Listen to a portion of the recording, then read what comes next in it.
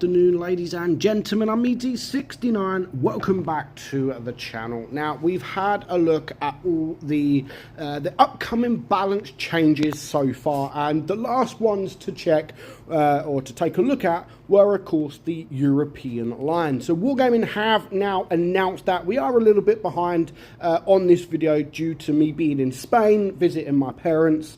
Very hot. We had like 44 degrees. It was crazy hot, but I'm back home now. It was a very enjoyable little break with me and the family, and of course seeing my parents again, who do live in Spain. So it's good getting out there, but we're back to business now. We're back to work, and we are going to look at all these European upcoming changes that are due to come in place at the end of September. So the first up, looking at all the upvotes, downvotes, a lot of people actually, all of these changes are sort of going with the changes. Now, you do get some updates or some tanks that, if you go back up on the list, there are some like, let's have a look. So like this, the AMX M4, there's a lot of downvotes and not a lot of upvotes. But with this European line, most of them are all upvotes. Doesn't mean it's the best change, but you guys pretty much prefer the change. So the first tank is the 60 TP. The HP, the hit points count and the average damage per shot are increased by 100 points and 30, 20 and 40 points respectively. So 100 extra hit points, which it already has a lot of hit points, and it's getting more alpha. So yeah, good change there.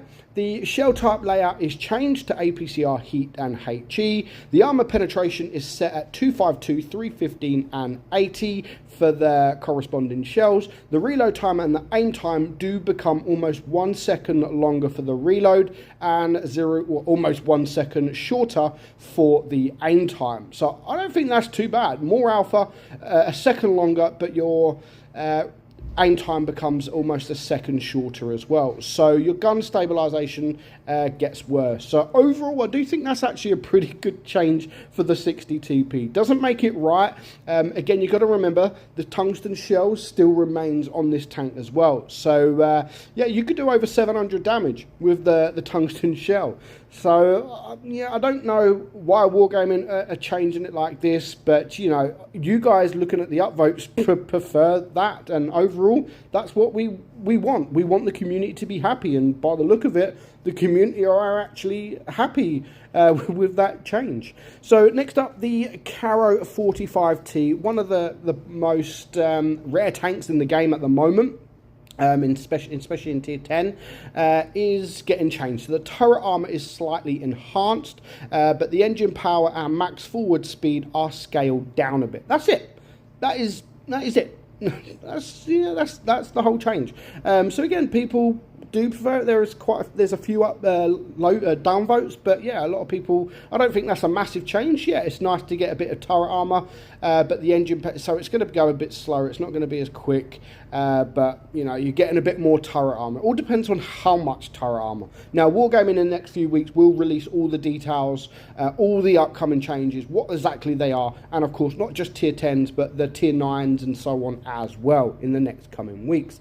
So the Minotauro, the APCR becomes the new base shell. Its shell velocity is reduced, as well as the engine power. However, the HP count grows to 2,000 points. Heat shell velocity is increased. So I don't think that's a massive change there for the Minotauro, but again, a lot of you do like that change.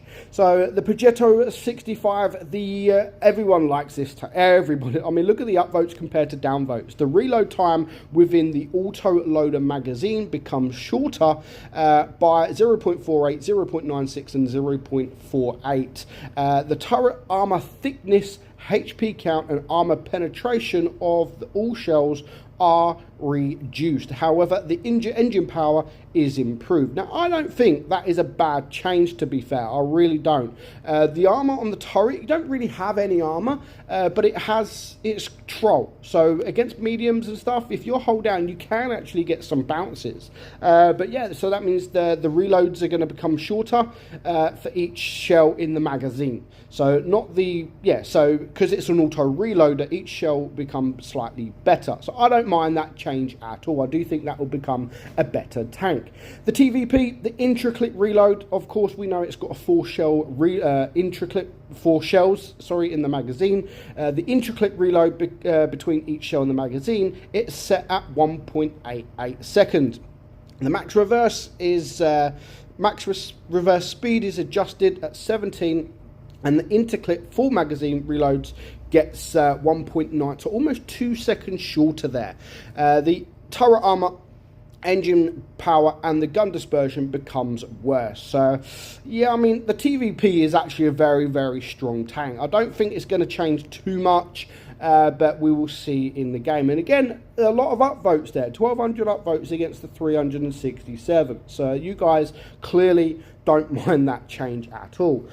The VZ55, the whole traverse speed, the reload time, and the armor penetration for APCR shells are slightly improved. Shell velocity becomes slower a tiny bit. So again, look at the upvotes compared to downvotes. And again, like I said, just because you guys are upvoting it and not downvoting it doesn't mean it is the correct change. Some of these changes might actually suck. I mean, the VZ55, I don't think that's a massive change. The whole traverse speed, reload time, and the armor penetration are all being improved. So in my opinion, that is a buff for this tank. I prefer slower shell velocity and all them changes. So for me, that's a good change. I don't think that is a bad change at all.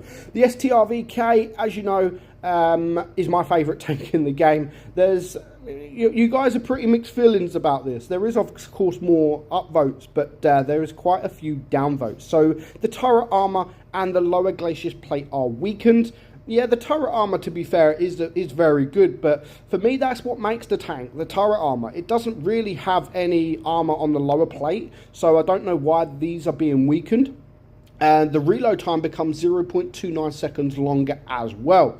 Armor penetration for AP shell is set to 252. The gun stabilization gets improved. Combat stabilization battle mechanics are added, while improved engine boost consumable is removed. Now, for me, this sucks. This sucks, but overall, I like the engine power because it makes it go that little bit quicker. I don't think it needs it because it is already a quick, heavy tank as it is. But for me, I don't think this is a great change. You know, the turret armor and the engine power boost for me is what makes this tank, and it's losing both of that. On top of that, the reload is getting longer as well. So for me, not a great change for my favorite tank in the game. The Kranwagen, again, a lot of you guys are upvoted this. The max forward speed becomes 4 kilometers faster. The engine power, terrain crossing capacity, and whole traverse are improved. Intra-clip reload between shells in the magazine will be 0.49 seconds shorter. Armor penetration of the APCR and heat shells are reduced by 5 and 10, and the aiming time gets half a second longer. Now, again, I think that's more of a buff for the Kranwagen. Now, those of you that are not aware, the Kranwagen when it was in test, it was insane. It was quick. It was really insane. And then obviously they nerfed it to make it become a lot slower. And now they are giving it that 4 kilometers an hour quicker. So yeah, I don't think that is a bad buff at all. Overall, I do think that is a buff for the Kranwagen. And that's it. That is all the changes. We've showed you every single tier 10 change that is upcoming in probably the next update. What are you guys looking forward to the most? What are you not looking forward to the most? For me, of course, I'm not looking forward to the STVRK because that is my favourite tank in the game. What are you guys looking forward to and not? Let me know in the comments below. But for now, I hope you enjoyed today's video. I'm meadsy69 and I'll catch you all soon. Bye-bye.